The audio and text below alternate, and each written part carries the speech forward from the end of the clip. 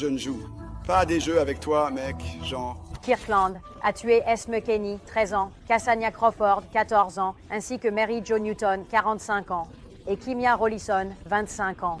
Chad, où sont les enfants de Laurie? Écoute, dis simplement aux gens ce qui se passe. Il y a des gens à travers le pays qui prient pour vos enfants, qui prient pour vous. Pourquoi ne nous donnez-vous pas des réponses? C'est super, c'est super. Quand un juge prononce la peine de mort, les réactions peuvent être glaçantes. Certains criminels s'effondrent, d'autres restent en pur silence. Mais quelques-uns, ils sourient, ils rient, ils montrent aucun remords. Un tueur. La réaction de Chad Daybell était si tordue qu'elle a laissé toute la salle d'audience sans voix. Entrons et assistons aux réactions des meurtriers les plus fous face à des peines de réclusion à perpétuité. Après des années d'appel, une mère condamnée pour le meurtre de sa fille de 2 ans, qui a toujours clamé son innocence, a obtenu un sursis. Juste 2 jours avant son exécution prévue. Avril 2007, Harlingen, Texas. La voix paniquée de Melissa Lucio crépitait à travers l'appel au 911. Sa fille de 2 ans, Mary, ne respirait plus. Lorsque les ambulanciers sont arrivés, ils ont trouvé la fillette inanimée, des ecchymoses assombrissant son corps fragile. Melissa leur a dit que c'était un terrible accident. Mary était tombée dans les escaliers quelques jours auparavant. Mais alors que les enquêteurs examinèrent la pièce et étudièrent le corps meurtri de Mary, ils n'étaient pas convaincus. Des heures plus tard, Melissa était assise dans une salle d'interrogatoire stérile. L'horloge dépassait les 7 heures, alors que les détectives lançaient, question après question, l'accusant de meurtre. Épuisée, brisée, et sans avocat, Melissa a murmuré « Je suppose que je l'ai fait ». Pour les détectives, c'était tout ce dont ils avaient besoin. Mais pour beaucoup, c'était le début d'une condamnation injuste qui enverrait une mère dans le couloir de la mort. Au procès, les procureurs ont dépeint Melissa comme une mère violente et instable, qui avait déchargé sa colère sur son plus jeune enfant. Ils se sont concentrés sur sa confession de 7 heures, la diffusant pour le jury. Le visage de Melissa était impassible, sa voix monotone, mais ses mots ont scellé son destin. Et l'interrogatoire a continué pendant peut-être 6-7 heures, jusqu'à 3 heures du matin. Ils ont présenté les blessures de Mary, des ecchymoses, des marques de morsure et des hémorragies internes comme des signes évidents de maltraitance. Le jury a vu une mère qui n'a pas pleuré lors de l'appel au 911, qui est restée immobile au tribunal. Mais ce que le jury n'a jamais entendu, c'est que Melissa avait survécu à une vie de violence domestique, de la part de sa propre mère, de partenaires, et même du père de ses enfants. Ils ne savaient pas que Melissa était enceinte de jumeaux lorsque Mary est morte, émotionnellement fragile et dépassée. Et ils n'ont pas entendu les experts, qui auraient pu expliquer comment les aveux forcés, surtout de la part de femmes vulnérables, se produisent tout le temps. En fin de compte, cela n'a pas eu d'importance. Après seulement 4 heures de délibération, le jury est revenu avec un verdict. La peine de mort. Melissa Lucio est devenue la première femme latino sur le couloir de la mort, au Texas. Pendant 15 ans, elle est restée en isolement, luttant pour sa vie, alors que ses appels étaient rejetés les uns après les autres. Mais à l'approche de sa date d'exécution en avril 2022, le monde a finalement pris conscience de son cas. Dans 1 semaine, le Texas prévoit d'exécuter Melissa Lucio pour la mort de sa fille, malgré une large préoccupation. Elle est innocente. Le projet Innocence.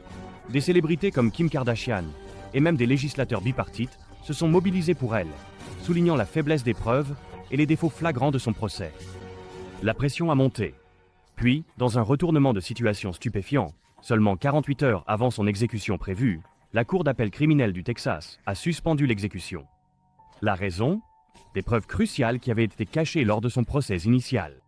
Des preuves qui auraient pu tout changer. Mais lorsque le sursis à exécution a été accordé des années plus tard, Melissa, parlant depuis le couloir de la mort, l'a décrit comme si elle avait été tirée du bord d'une falaise, mais de justesse. Elle était toujours dans le couloir de la mort, toujours en attente. Le cas de Melissa Lucio est devenu un point de focalisation pour les débats sur la peine de mort, le traitement des survivants domestiques et les dangers des aveux forcés.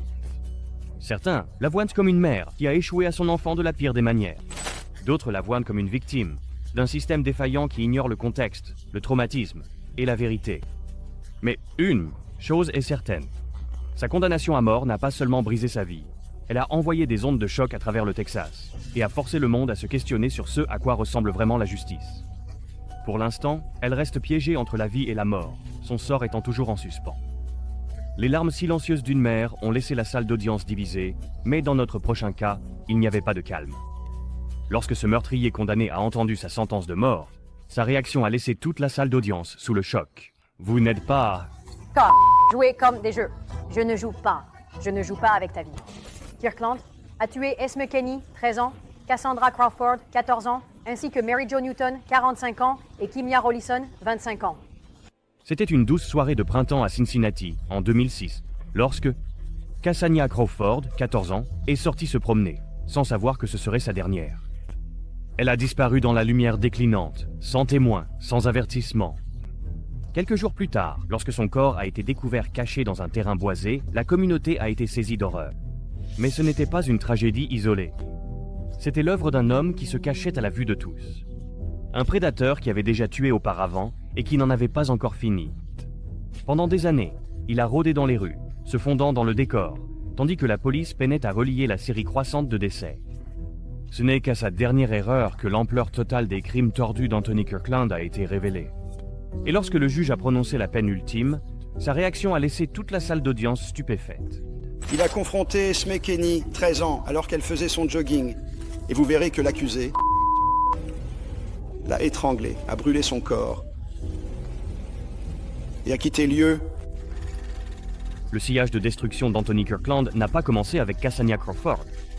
Près de 2 décennies plus tôt, en 1987, il a tué sa petite amie dans un accès de violence, mettant le feu à son corps, dans une tentative de détruire les preuves. Il a été condamné à la prison, mais le système judiciaire lui a donné une seconde chance qu'il n'aurait jamais dû avoir. En 2004, après avoir purgé seulement 16 ans, Kirkland a obtenu une libération conditionnelle. Et quelques mois après sa libération, les meurtres ont recommencé. Entre 2006 et 2009, 4 autres victimes ont croisé son chemin. La communauté ignorait qu'un tueur en série augmentait discrètement son nombre de victimes, chaque crime devenant de plus en plus brutal. Mais Kirkland avait une signature, que la police ne reconstituerait complètement que lorsqu'il serait trop tard. Sa méthode était calculée. Il ciblait des femmes vulnérables et de jeunes filles, les étranglait, puis incendiait leur corps, pour effacer toute trace de ce qu'il avait fait.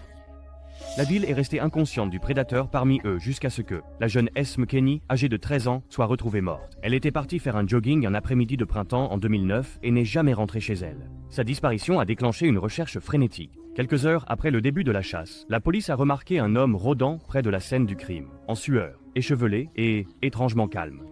C'était Anthony Kirkland. Les officiers l'ont interrogé, mal à l'aise face à son comportement étrange, et lorsque son alibi s'est effondré, ils l'ont emmené. Il n'a pas fallu longtemps avant que la vérité ne jaillisse. Dans la salle d'interrogatoire, le calme glacial de Kirkland était glaçant. Il était assis là, sa voix monotone, détaillant ses crimes sans l'ombre d'un remords. Lorsque les détectives ont mentionné Esme Kenney, le masque a finalement glissé. La chronologie de son attaque brutale correspondait parfaitement aux preuves qu'ils avaient rassemblées. Son corps avait été retrouvé non loin de l'endroit où Kirkland avait été arrêté, caché dans une zone boisée. Mais Esme n'était pas sa seule confession. Dans cette salle stérile, Kirkland a déroulé la toile tordue qu'il avait tissée, avouant les meurtres de Cassandra Crawford, Kimia Rollison et Mary Jo Newton. Anthony Kirkland a maintenant avoué avoir tué 4 femmes en étranglant 3 d'entre elles et en poignardant la 4e. Le témoignage est venu lors de son entretien de 8 heures avec la police. Le procès qui a suivi a été une plongée profonde dans l'obscurité de Kirkland. L'accusation a dressé un portrait clair d'un homme qui s'en prenait aux vulnérables. Un prédateur qui traquait ses victimes avant de frapper avec une force brutale. La salle d'audience était bondée. Les familles des victimes étaient assises côte à côte, écoutant avec horreur chaque détail exposé. Et puis est venu le moment qu'ils attendaient tous. Le juge s'est préparé à lire la sentence. La salle retenait son souffle. Lorsque les mots peine de mort ont résonné dans la salle d'audience, Kirkland n'a pas bronché. Il était assis là, silencieusement. Pas un frémissement de peur, pas une once de regret. Juste une satisfaction froide, comme s'il avait battu le système à sa manière tordue.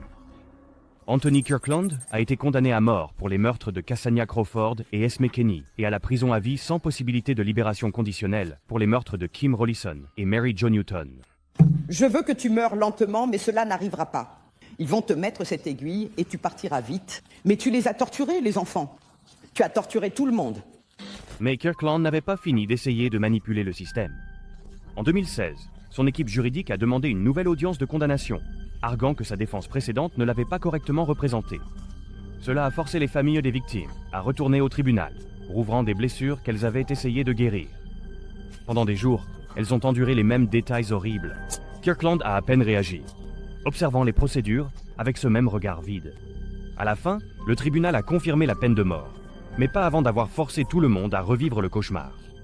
Dans la salle d'audience, les émotions ont explosé. Les familles des victimes pleuraient ouvertement, tandis que d'autres bouillonnaient de rage face au manque total de remords de Kirkland. Son père est dévasté. Il ne peut pas et ne veut pas te regarder en face. Et tu devrais vraiment en être reconnaissant. Quand la mère d'Esme Kenney s'est levée pour parler, la salle est tombée dans un lourd silence. Sa voix tremblait alors qu'elle décrivait l'innocence de sa fille, son amour pour les livres, sa nature calme, et comment Kirkland avait tout arraché. Ces mots ont brisé la froideur de la salle, mais Kirkland est resté là, impassible, son visage ne trahissant rien. Le juge n'a pas non plus retenu ces mots, alors qu'il réaffirmait la peine de mort. Il a qualifié les crimes de Kirkland de mal calculés, mais il n'y avait toujours aucun signe de regret. Kirkland a quitté la salle avec ce même léger sourire. C'était une réaction qui a hanté la famille longtemps après la fin du procès. Un regard qui semblait dire qu'il était toujours aux commandes. Un tueur qui souriait à la mort. Mais dans notre prochaine affaire, l'horreur n'a pas été découverte dans la salle d'audience. Elle a été découverte dans l'endroit le plus impensable, lorsque la police a ouvert le coffre d'une voiture et a trouvé l'inimaginable. La police pense qu'il a caché les corps pendant des semaines, après les avoir tués dans leur maison du comté de Marion. Il est maintenant accusé d'avoir tué sa femme et d'autres accusations pourraient suivre en fonction des résultats de l'autopsie. C'était censé être un contrôle routier de routine, rien d'extraordinaire. Mais lorsque les agents ont arrêté un minivan en Géorgie en septembre 2019, ce qu'ils ont trouvé à l'intérieur a tout changé. Tout ce que nous avons besoin de savoir, c'est le mal, et le mal a fait quelque chose. Et le mal doit payer pour ce qu'il a fait. Aussi simple que cela. L'odeur les a frappés en premier. Une odeur épaisse et nauséabonde qui s'échappait de l'arrière du véhicule. Et puis, quand ils ont ouvert le coffre, la vérité s'est révélée. Un corps, enveloppé, en décomposition. L'homme derrière le volant. Calme, presque trop calme. Et avant que les officiers ne puissent en poser des questions, il murmura quelque chose qui les laissa figés sur place. Vous devriez peut-être vérifier la maison. Ce qu'ils ont découvert ensuite hanterait même les enquêteurs les plus aguerris. Michael Wayne Jones Jr. n'était pas un inconnu de la loi. Derrière le masque d'un homme de famille se cachait un passé de violence, de contrôle, et une série de signaux d'alarme qui avaient été négligés. Les voisins de Summerfield, en Floride, décrivaient la maison des Jones comme tendue. Quelque chose semblait toujours impressionnant, mais rien n'aurait pu les préparer à ce qui se passait derrière les portes closes. Michael était marié à Casey Jones, une mère dévouée de 4 enfants. Les amis ont remarqué un changement en elle au fil du temps. Elle devenait plus silencieuse, plus renfermée, piégée dans une vie qui semblait s'effondrer. Mais personne n'imaginait le danger qu'elle courait. Fin août 2019, les membres de la famille ont commencé à perdre contact avec Casey. Les appels restaient sans réponse, les messages étaient lus, mais ignorés. Sa mère était de plus en plus inquiète. Casey ne restait jamais aussi longtemps sans donner de nouvelles. Puis, début septembre, la panique s'est installée complètement. La mère de Casey a déposé un rapport de disparition, et à ce moment-là, il était déjà trop tard. Le minivan qui empestait la mort transportait un sombre secret, le corps de Casey Jones, se décomposant depuis des semaines, alors que Michael traversait les États, essayant de décider de sa prochaine action. Mais l'horreur ne s'est pas arrêtée là. Lorsque la police a suivi la suggestion glaçante de Michael de vérifier la maison, ils sont entrés dans la maison familiale en Floride pour découvrir une scène tout droit sortie d'un cauchemar. À l'intérieur, ils ont trouvé les restes de 4 enfants, les enfants de Casey, cachés et sans vie. Cameron, 10 ans. Projet, 5. Mercalli, 2 ans et Ryan, 1 an, tous disparus. La réalité a durement frappé les enquêteurs. Michael Wayne Jones n'avait pas seulement pris la vie de sa femme. Il avait assassiné toute sa famille et avait vécu avec leur corps pendant des semaines. Lors de sa confession, Michael a expliqué avec désinvolture comment la violence avait commencé. Une dispute avec Casey a dégénéré et il l'a frappée avec une batte de baseball. Elle n'a pas survécu. Après cela, il s'est retourné contre les enfants, un par un, et a mis fin à leur vie avant de tenter de tout dissimuler. Mais son plan d'évasion était bâclé. Pendant des semaines, il a conduit avec le corps de Casey dans sa camionnette, l'odeur devenant de plus en plus insupportable jusqu'à ce qu'il soit impossible de la cacher. Ce n'était qu'une question de temps avant qu'il ne fasse une erreur, et cet accident de voiture mineur en Géorgie a scellé son sort. En ce qui me concerne, En tant que shérif de ce comté, sous la prison n'est pas suffisant. Il n'a pas le droit de marcher sur cette terre. Dans la salle d'audience, l'ampleur des crimes de Michael était difficile à comprendre. Le projet n'a pas retenu ses coups. Ils l'ont dépeint comme un tueur froid et calculateur, qui non seulement a pris la vie de 5 personnes innocentes, mais a aussi essayé d'effacer leur existence. Le jury a mis seulement quelques jours pour prendre une décision. En janvier 2023, Michael Wayne Jones Jr. a été condamné à mort pour le meurtre de sa femme et à des peines de réclusion à perpétuité pour les meurtres des 4 enfants. La salle d'audience était chargée de tension lorsque le juge a lu la sentence. Qu'est-ce qui lui est passé par la tête pour dire « Je ne sais pas ce qui lui est passé par la tête » pour dire que je dois faire ça. Les membres de la famille de Casey Jones étaient assis dans la galerie. Certains pleuraient ouvertement, d'autres étaient figés sous le choc. Le poids de ce qui leur avait été enlevé était presque trop lourd à supporter. Michael, en revanche, restait immobile, le visage impassible. Pas de larmes, pas d'excuses. Juste un regard froid et vide, comme s'il était détaché de la réalité de ce qu'il avait fait. Le manque total de remords de Michael était troublant. Pour beaucoup dans cette salle, la justice avait été rendue, mais cela n'apportait pas la paix. 5 vies étaient parties, et aucune sentence ne pouvait combler ce vide. Un père qui a détruit toute sa famille. Mais notre prochain cas est encore plus troublant. Il ne s'agit pas de vengeance ou de jalousie. Il s'agit d'une cruauté inimaginable envers un enfant innocent.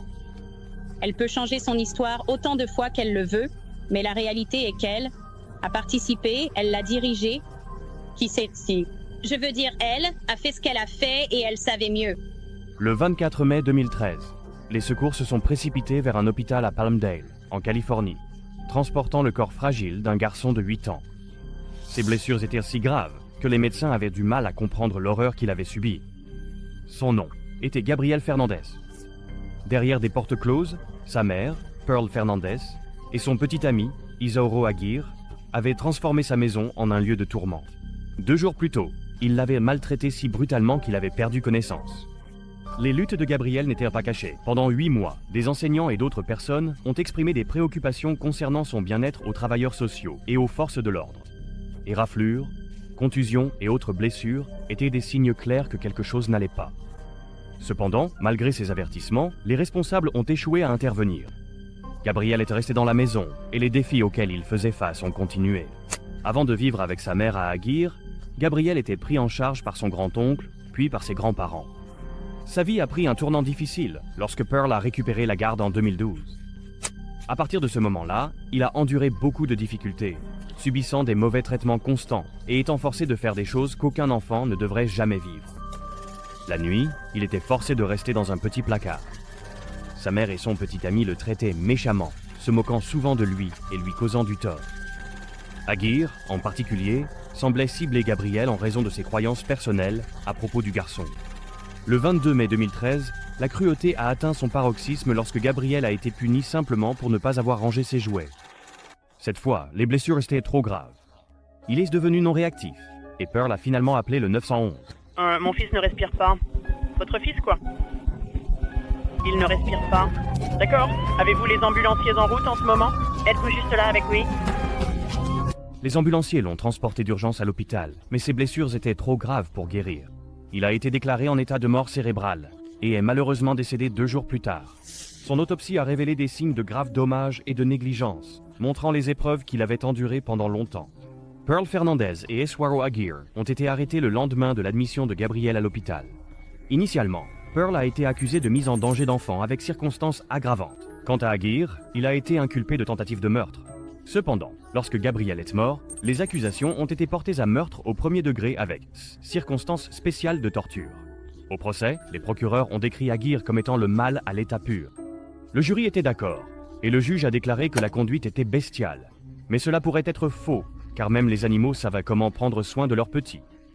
Il a été reconnu coupable et condamné à mort. Pearl, quant à elle, a accepté un accord de plaidoyer pour éviter la peine de mort. Elle a été condamnée à la prison à vie, sans possibilité de libération conditionnelle. Mais elle n'a montré aucune honte pour son acte odieux. La mère de Gabriel Fernandez, âgée de 8 ans, qui a été battue à mort en 2013, restera en prison. L'histoire de Gabriel est un rappel douloureux de ce qui se passe lorsque les appels à l'aide d'un enfant ne sont pas entendus. Sa mort tragique a secoué la nation, provoquant indignation et appel à la réforme des services de protection de l'enfance. Sa courte vie a été remplie de souffrances, mais sa mémoire continue d'inspirer le changement. Aucun enfant ne devrait jamais endurer ce que Gabriel a traversé. Son histoire ne doit jamais être oubliée. En l'honneur de Gabriel, les gens célèbrent son 18e anniversaire en souvenir. Un tueur qui est resté froid et immobile alors que la sentence de mort était lue. Mais dans notre prochain cas, le tueur n'a pas pu cacher ses véritables émotions. Lorsque le juge a révélé son sort, il a laissé échapper un sourire glaçant qui a laissé toute la salle d'audience stupéfaite.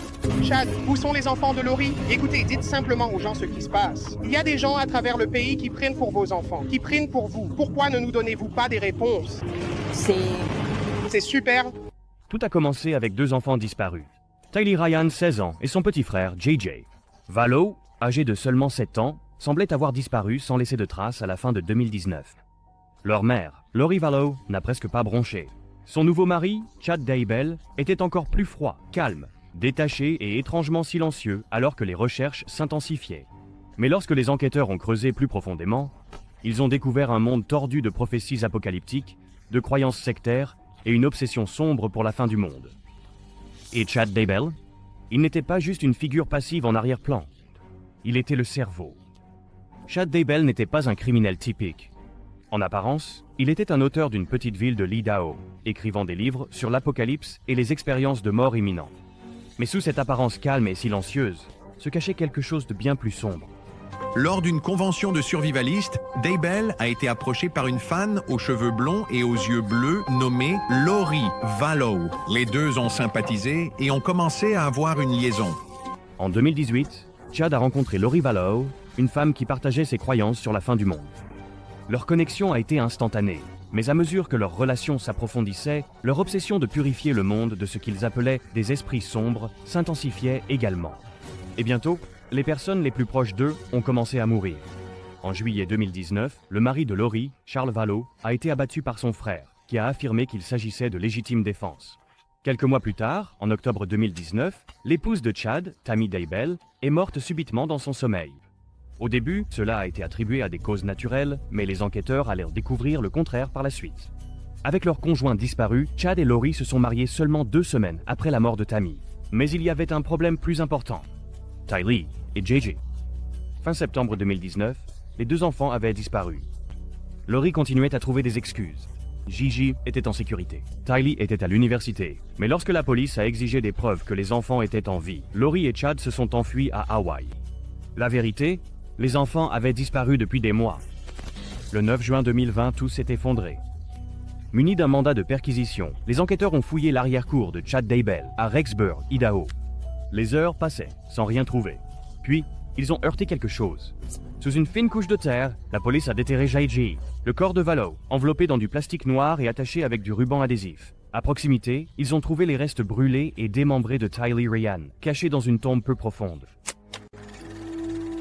Chad Daybell, qui observait depuis son porche, a été immédiatement arrêté. Les preuves étaient accablantes. Les messages textes, les relevés téléphoniques et même les propres écrits de Chad montraient à quel point il croyait profondément en cette mission tordue. Dans son esprit, Gigi et Tylee n'étaient pas des enfants. Ils étaient des zombies dont les esprits devaient être libérés. Le public était horrifié. 2 enfants innocents avaient été tués, enterrés dans le jardin de leur beau-père. Tout cela au nom d'une prophétie apocalyptique. Le procès de Chad Daybell était un cirque médiatique. Les procureurs l'ont décrit comme un leader de secte manipulateur qui a transformé des croyances religieuses en une arme. Ils ont décrit comment il a déshumanisé Gigi et Tylee, les qualifiant d'esprits sombres pour justifier l'impensable. Cet auteur religieux qui écrivait sur la fin des temps et les esprits sombres. En fait, les procureurs ont présenté des preuves montrant que Lorenzo et Chad semblent utiliser la religion comme motivation pour tuer. Lorenzo Vallow avait déjà été condamné à la réclusion à perpétuité sans possibilité de libération conditionnelle. Maintenant, c'était au tour de Chad de faire face aux conséquences. En mai 2024, après des semaines de témoignages graphiques et de preuves accablantes, le jury a déclaré Chad Daybell coupable de 3 chefs de meurtre au premier degré pour Tylee, Gigi et sa femme Tammy, ainsi que de multiples chefs de complot. La décision finale? Peine de mort. Mais c'est ce qui s'est passé ensuite qui a glacé le sang dans la salle d'audience.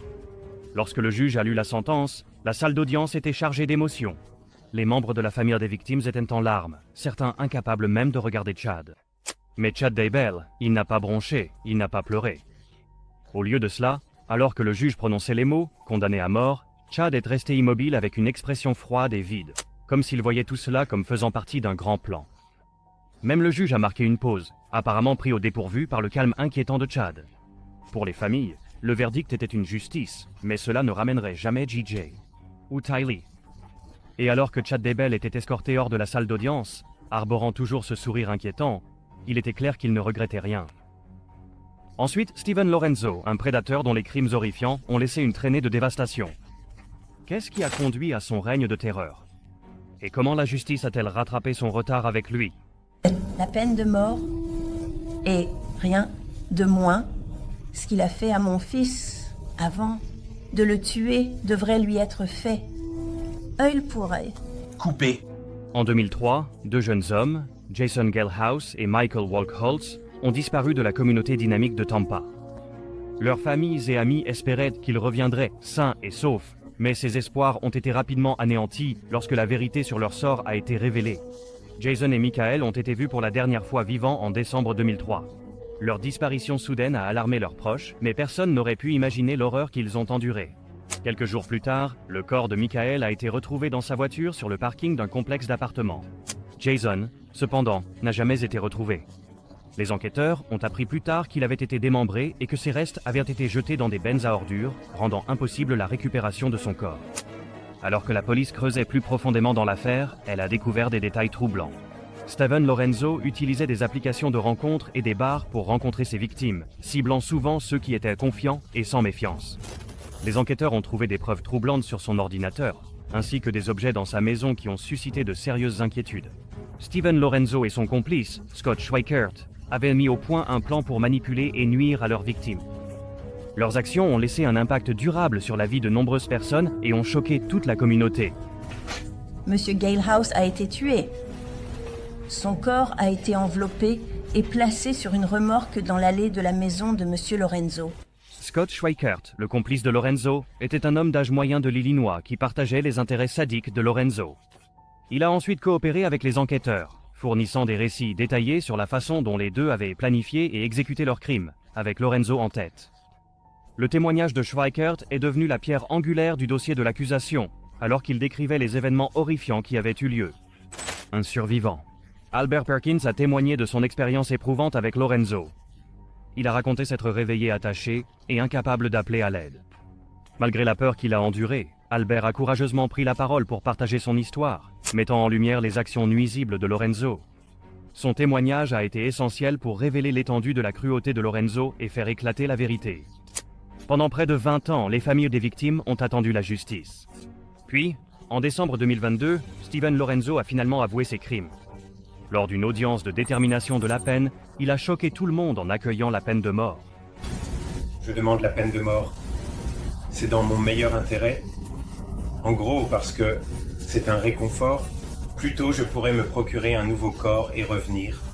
Mais le juge, Christopher Daybell, a clairement indiqué que sa décision n'avait rien à voir avec les souhaits de Lorenzo. « C'est la punition que vous méritez pour ces crimes horribles », a-t-il déclaré.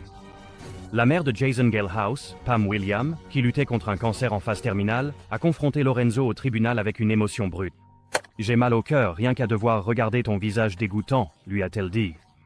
À ses côtés se trouvait Ruth Walkholtz, la mère de Michael, qui avait également attendu 2 décennies pour ce moment. Le 24 février 2023, Steven Lorenzo a été condamné à mort. La salle d'audience était remplie d'émotions, de soulagement, de chagrin et d'un sentiment de justice longtemps attendu. Le juge Daybell a reconnu la douleur des familles des victimes en disant « Ce qui était constant dans leur témoignage, c'est qu'ils ont attendu 20 ans pour obtenir justice. » Aujourd'hui, cette longue attente prend fin. Keith et Donald, une chose de plus. Cela se traduit par « Je vous condamne, monsieur Lorenzo, à la peine de mort. » Bien que rien ne puisse ramener Jason et Michael, leurs familles peuvent enfin trouver un certain apaisement, sachant que les hommes responsables de leur souffrance ne feront plus jamais de mal à une autre âme. Le cas de Lorenzo a révélé un prédateur mu par la cruauté. Le cas suivant montre que parfois, les individus les plus dangereux ne sont pas seulement des tueurs. Ce sont des idéologues prêts à prendre des vies innocentes pour leurs propres croyances déformées. Après avoir appris qu'il allait recevoir la peine de mort, je suis sortie, j'ai embrassé mes amis et j'ai commencé à pleurer. Et j'étais juste content que ce soit fini. Le 13 avril 2014, un après-midi tranquille à Overland Park, au Kansas, s'est transformé en scène d'horreur.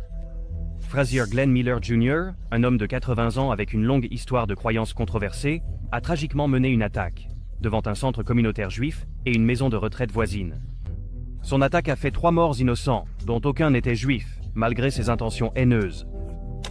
Le chemin de Miller vers la violence a commencé bien avant ce jour-là. Né en 1940, il a autrefois servi comme membre des États-Unis. Vétéran de l'armée, mais plus tard dans sa vie, il s'est impliqué dans des organisations divisives et controversées. Dans les années 1980, il a fondé un groupe appelé le White Patriot Party, qui promouvait des idées et des croyances exclusionnaires.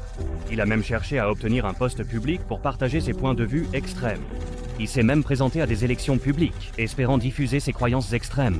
Cependant, ses activités ont finalement conduit à son arrestation en 1987, lorsque les autorités ont trouvé un stock d'armes et d'explosifs illégaux en sa possession. Il a purgé une peine de prison, mais n'a jamais abandonné ses vues extrémistes. En 2014, Miller était en mauvaise santé et croyait qu'il était en train de mourir. Au lieu de passer ses dernières années paisiblement, il a planifié une attaque meurtrière. Ce jour fatidique d'avril, il s'est rendu au centre communautaire juif et a tiré sur des personnes dans le parking.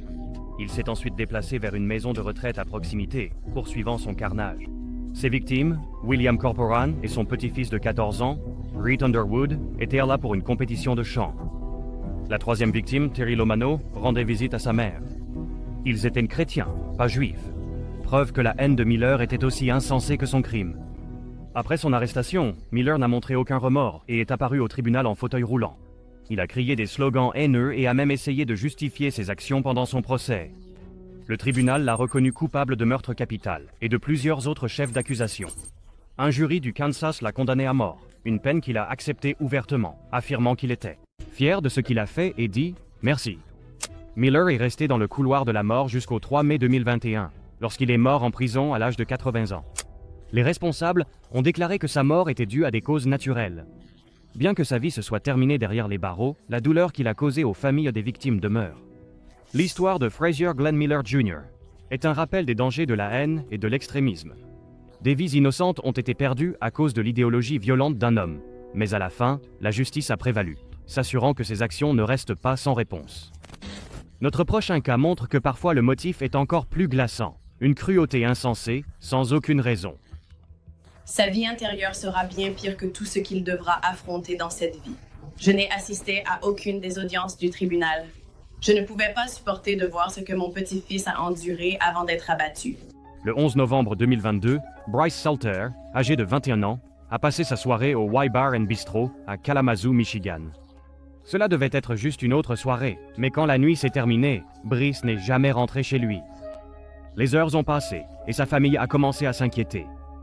Il ne savait pas qu'il s'était passé quelque chose de terrible à l'extérieur du bar cette nuit-là. D'après les informations que la presse a pu recueillir, les autorités ont rapidement été impliquées et une enquête a commencé sur ce qui s'était passé. Bryce Salter était un jeune homme plein de vie, connu pour son amour du sport et de la pêche. Il avait un sourire qui pouvait illuminer une pièce, selon sa grand-mère, Brandon Miller. Mais en quelques instants, sa vie a été volée par Lang, un homme qui avait passé la plupart de sa vie adulte à entrer et sortir de prison. Lang était sorti de prison depuis seulement quelques mois lorsqu'il a réussi à obtenir une arme volée. Cette nuit tragique, il l'a utilisée pour ôter la vie à Bryce. Le meurtre était brutal et complètement gratuit. Il a tragiquement tiré et tué Salter. Les images de surveillance ont révélé que Lang s'est approché de sa voiture, où il a rencontré Salter. Une dispute a éclaté, au cours de laquelle Lang a pointé une arme sur la poitrine de Salter, le faisant tomber au sol. Salter a tenté de se défendre, mais Lang a tiré plusieurs coups de feu, entraînant la mort de Salter. Le père de Bryce, Brandon Salter, et d'autres membres de la famille ont eu du mal à comprendre comment quelqu'un pouvait être si cruel. Mais ce qui a rendu l'affaire encore plus troublante, c'est le comportement de Lang pendant le procès. Une vidéo de surveillance montre les deux hommes en train de se disputer lorsque Lang a sorti une arme et a fait tomber Salter au sol. Salter s'est défendu, mais ensuite Lang l'a abattu. Lang n'a montré aucune honte pour ce qu'il avait fait. Lors de son audience de condamnation, il a ri alors que les membres de la famille de Bryce livraient des déclarations émouvantes sur l'impact de la victime. Il s'est moqué de leur douleur, affalé sur sa chaise et a souri en coin, tandis que la jeune sœur de Bryce, Reese, parlait de l'importance de son frère pour elle. Même après avoir reçu sa peine, un minimum de 100 ans de prison, Lang a continué à sourire. Son attitude tout au long du procès a choqué non seulement la famille de Bryce, mais aussi le juge, qui a qualifié les actions de Lang d'insensées, lâches et impitoyables. Malgré le comportement troublant de Lang, justice a été rendue. Le tribunal lui a infligé une peine qui garantissait qu'il ne serait jamais libéré. En plus de la peine de 100 ans pour meurtre au second degré, Lang a reçu du temps supplémentaire pour des accusations liées aux armes. Lorsque le juge a annoncé le verdict, la famille Salter a applaudi de joie alors que Lang était condamné, soit 10 ans à un maximum de 100. Merci. Alors que les huissiers traînaient Lang hors de la salle d'audience pour ses éclats agressifs, un des membres de la famille de Brice a crié « Comment ça fait de savoir que tu vas mourir en prison ?» C'était un moment puissant qui a apporté un sentiment de clôture à ceux qui avaient tant souffert. Le père de Brice, Brandon, a qualifié son fils de magique et a dit qu'il avait le mélange parfait de tout. Intelligence, gentillesse et charme. Sa perte a laissé un vide dans leur cœur qui ne pourrait jamais être comblé. La sœur de Brice, Reese, a trouvé que le procès était l'une des expériences les plus difficiles de sa vie. Entendre les détails des derniers moments de son frère était dévastateur, mais voir Lang se moquer de leur douleur était encore pire. En fin de compte, la famille Salter a trouvé un certain réconfort en sachant que Lang ne ferait plus jamais de mal à une autre personne. Bien que leur douleur ne s'effacera jamais complètement, ils pouvaient enfin dire que justice avait été rendue pour Brice. Le manque de remords de Lang était déchirant, mais que se passerait-il si un tueur non seulement ne montrait aucun regret, mais se moquait activement du système judiciaire? C'est exactement ce qui s'est passé dans notre prochain cas. En 2007, personne. Je ne passerai pas le reste de ma vie en prison pour quelque chose que je n'ai pas fait en 2007. La paisible ville d'Elyria, dans l'Ohio, a été bouleversée par un crime que personne n'avait vu venir. Dave Kowalczyk, le propriétaire bien-aimé de Granny D's Pizza, a été retrouvé assassiné. Un acte brutal et calculé qui a provoqué une onde de choc dans la communauté. Cependant, l'horreur véritable ne résidait pas seulement dans le crime lui-même, mais dans l'homme qui en était l'auteur. Neil Simpson n'était pas seulement un tueur, il était froid, impénitent et dangereux. Tout a commencé lorsque le corps de Dave Kowalczyk a été retrouvé dans l'arrière-boutique de la pizzeria, les mains liées derrière le dos. La police a découvert des images de sécurité montrant Simpson entrant dans le magasin cette nuit-là. Les enquêteurs ont retrouvé Simpson dans un motel à proximité où il a été arrêté en moins de 48 heures. Lorsque le procès a commencé, son absence glaçante de remords est devenue évidente. Il n'a pas seulement nié ses actes, il a raillé le système même qui tentait de le traduire en justice. Crachant sur les jurés, lançant des obscénités et ne montrant aucun signe de regret, Simpson a prouvé une chose. Il n'était pas désolé, et il ne le serait jamais. Dès le début, l'accusation a dépeint Simpson comme un homme dangereux. Il avait un passé trouble, un trouble de la personnalité et une réputation de prendre des décisions imprudentes. La nuit du meurtre, il était le chef du groupe, celui qui contrôlait la situation. C'était son plan, ses décisions, et finalement ses actions qui ont conduit à la mort de Kowalczyk au matin. L'accusation a soutenu que le crime était délibéré, non impulsif. Le passé de Simpson faisait de lui une menace pour la société et ils ont plaidé pour la peine de mort. La défense, cependant, a essayé de détourner l'attention. Ils ont affirmé que son enfance troublée avait joué un rôle dans ses actions. Ils ont soutenu que son éducation l'avait façonné en l'homme qu'il est devenu et que cela devait être pris en compte dans sa condamnation. Alors que le jury rendait son verdict, le visage de Simpson se tordit de rage. Submergé par la fureur, il fit l'impensable. Il cracha sur les jurés. Des exclamations de surprise résonnèrent dans la salle d'audience alors que les officiers l'escortèrent rapidement dehors. Ses avocats, s'efforçant de sauver la situation, plaidèrent pour un procès annulé, mais le juge resta ferme. 2 heures plus tard, Simpson revint, son comportement plus calme, mais sa colère bouillonnait encore sous la surface. Il se tourna vers le juge et présenta ses excuses, mais pas au jury. « Je ne suis pas en colère contre vous, admit-il, sa voix stable. Je suis en colère contre eux. » La salle d'audience était chargée de tension alors que le jury partait pour délibérer. Quand Neil cherchait la peine de mort pour lui-même, les heures passaient, chaque minute s'étirant interminablement pour la famille de Dave Kowalczyk. Choisirait-il la punition ultime? Neil Simpson serait-il envoyé dans le couloir de la mort pour son crime brutal? Après 4 heures agonisantes, le jury revint. La salle devint silencieuse alors que la juge Mary Petleski se préparait à lire le verdict. La famille Kowalczyk retenait son souffle. Simpson, apparaissant à travers une vidéo granuleuse depuis la prison, restait immobile. Sa tête fraîchement rasée et son expression froide ne trahissaient rien. Puis, les mots furent prononcés. La réclusion à perpétuité sans possibilité de libération conditionnelle. En raison de l'élection par l'État de l'Ohio, je compte à la réclusion à perpétuité sans possibilité de libération conditionnelle. C'était la justice, mais cela ne ramènerait jamais Dave. Cependant, Simpson ne broncha pas. Aucune réaction. Aucune honte, juste le même regard vide, comme s'il s'était déjà résigné à son sort. Une vie derrière les barreaux, avec rien d'autre que du temps pour réfléchir aux choix qui l'ont mené là. Bien qu'il ait évité la peine de mort, son avocat de la défense croyait que le résultat était pire pour lui. la réclusion à perpétuité signifiait aucune seconde chance, aucun espoir de liberté. Alors qu'une condamnation à mort lui aurait donné des années d'appel, ce verdict ne lui en laissait qu'un seul. Son combat pour la liberté était effectivement terminé. L'accusation a soutenu la décision du jury, la qualifiant de juste et équitable. L'affaire était close, et la communauté pouvait enfin aller de l'avant. Cette affaire est déchirante à bien des égards. Un homme travailleur a perdu la vie à cause d'un crime insensé, laissant sa famille et ses proches dans le deuil. Le procès lui-même était difficile à regarder, surtout compte tenu du manque de repentir de Simpson. Bien que le système judiciaire ait assuré qu'il ne ferait plus jamais de mal à une autre personne, aucune peine ne pourrait vraiment compenser la perte de Dave Kowalczyk. Sa famille portera cette douleur pour toujours. Neil Simpson a peut-être échappé au couloir de la mort, mais il passera le reste de ses jours derrière les barreaux, seul, avec rien d'autre que du temps pour réfléchir à ce qu'il a fait. Le cas suivant révèle comment un homme qui était censé sauver des vies s'est transformé en meurtrier de sang-froid. Méditez. S'il existe un certain nombre de cas dans lesquels un accusé a été condamné à mort dans le Nebraska où la conduite antérieure n'atteignait pas le niveau de mépris que cet accusé a pour la valeur de la vie d'un autre être humain. Et Anthony Garcia était autrefois un étudiant en médecine prometteur, mais sa carrière a pris un tournant sombre. Au lieu de sauver des vies, il a fini par les prendre. Entre 2008 et 2013, il a commis 2 doubles meurtres distincts à Omaha, Nebraska. Ses victimes étaient liées à ses échecs passés et ses crimes ont choqué la communauté. Garcia avait un passé troublant dans le domaine médical. Après avoir obtenu son diplôme, il a eu du mal à traverser plusieurs résidences, étant souvent contraint de partir en raison de comportements non professionnels. Son passage à l'université médicale Christian Hunter a été particulièrement désastreux. Ses professeurs le trouvaient arrogant et irresponsable, et il a finalement été renvoyé. Dr. William Hunter et Dr. Roger Brumbach, 2 figures importantes à Creighton, ont joué des rôles clés dans son licenciement. Des années plus tard, Garcia gardait toujours une rancune. Incapable de construire une carrière médicale réussie, il blâmait ceux qui l'avaient renvoyé. Puis, en 2008, une tragédie inimaginable a frappé. Le 13 mars 2008, Dr. William Hunter est rentré chez lui pour découvrir une scène horrifiante. Son fils, de 11 ans, Thomas Hunter, et la femme de ménage de la famille, Shirley Sherman, avaient été brutalement poignardés à mort. L'attaque a secoué la communauté, mais les enquêteurs ont eu du mal à trouver un suspect.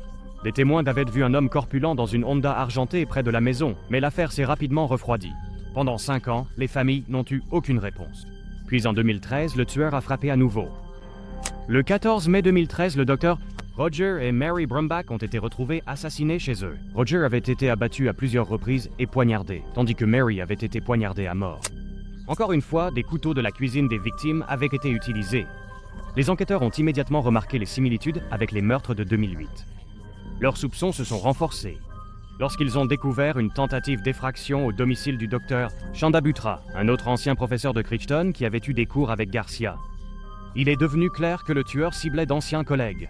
Les détectives ont commencé à creuser plus profondément dans le passé de Garcia. Ils ont découvert que, juste avant les meurtres des Brumbach, il avait acheté une arme à feu correspondant au type utilisé dans le crime. Ses relevés de carte de crédit le plaçaient près de la scène du crime, et son téléphone avait été utilisé pour rechercher l'adresse des Brumbach. Le 15 juillet 2013, les autorités ont arrêté Garcia alors qu'il conduisait dans l'Illinois. Il était fortement intoxiqué, et à l'intérieur de sa voiture, la police a trouvé un pistolet. Il a été accusé de 4 chefs de meurtre au premier degré. Enfin, à l'automne 2016, un procès. Après 16 jours de témoignages, un jury a déclaré Garcia coupable des 4 meurtres. Le procès de Garcia a commencé en octobre 2016. L'accusation a présenté des preuves accablantes, y compris de l'ADN, des images de surveillance, et même une confession glaçante à une connaissance où il se vantait d'avoir tué un jeune garçon et une femme âgée. Garcia a montré peu d'émotion tout au long du procès, portant souvent des écouteurs et semblant désintéressé. Après des semaines de témoignages, le jury l'a déclaré coupable de tous les chefs d'accusation. En septembre 2018, un panel de juges l'a condamné à mort. Endormi ou catatonique. C'est ainsi que l'avocat du tueur par vengeance, Anthony Garcia, les yeux fermés, les mains menottées. Il n'a eu aucune réaction, à peine, de mouvement pendant le témoignage. Il était resté silencieux et a même dormi lorsque le juge a annoncé sa peine de mort. Ses crimes avaient été calculés, brutaux et motivés par la vengeance. Le cas d'Anthony Garcia est un rappel glaçant de la façon dont l'amertume et le ressentiment peuvent devenir mortels. Au lieu de tourner la page sur ses échecs, il a choisi de prendre des vies innocentes. Ses victimes étaient des personnes qui avaient autrefois fait partie de son monde, mais il les voyait comme des obstacles plutôt que comme des êtres humains. Pour les familles de Thomas Hunter, Shirley Sherman, Roger Brumbach et Mary Brumbach, la justice a été rendue, mais leur douleur demeure. Aucune peine ne peut ramener leurs proches, mais au moins l'homme responsable ne pourra plus jamais nuire à qui que ce soit. Des regards froids aux sourires tordus. Ces tueurs ont fait face à leur jugement final, mais leurs réactions glaçantes dans la salle d'audience ont laissé le monde sans voix. Et ce ne sont qu'une fraction des affaires qui continuent de hanter le système judiciaire. La prochaine vidéo à l'écran plonge encore plus profondément dans des crimes impensables, des verdicts stupéfiants et des moments en salle d'audience que personne n'avait vu venir. Continuez à regarder car certaines histoires sont bien plus sombres que vous ne l'avez jamais imaginé.